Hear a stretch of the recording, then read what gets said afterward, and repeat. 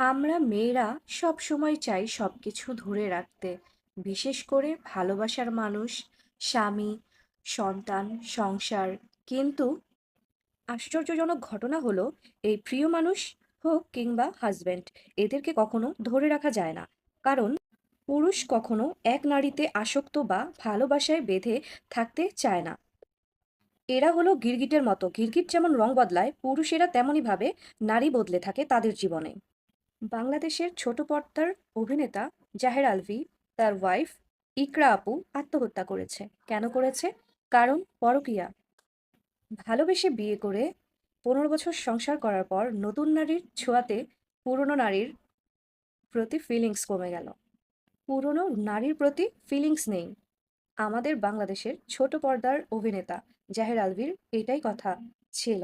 15 বছর পর এসে তার মনে হলো ইকরা আপুর প্রতি তার কোনো ফিলিংস নেই, ভালোবাসা নেই। হায় রে পুরুষ, এক যুগ সংসার করে নিয়ে ভালোবাসার মানুষের প্রতি ফিলিংস শেষ হয়ে যায় কেন? শুধুমাত্র নতুন নারীর আগমনে। তাদের একটা ছেলে সন্তানও আছে। স্বামীর এই পরক্রিয়া সহ্য করতে না পেরে ইকরা আপু আত্মহত্যা করলো। ইকরা আপুর এই ঘটনা আজ তাদেরকেই বেশি আত্মাকে নাড়া দিয়েছে, যাদের অনেক বছর পুরনো সম্পর্কে খুব বাজেভাবে ঠকার অভিজ্ঞতা আছে।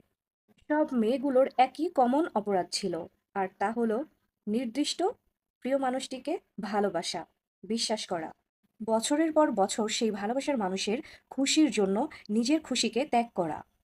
ইকরা আপুর মতো এইসব মেয়েগুলোর ভাগ্যে চূড়ান্ত লয়ালিটির বিনিময়ে জুটেছিল প্রিয় মানুষ থেকে পাওয়া নির্মম প্রতারণা।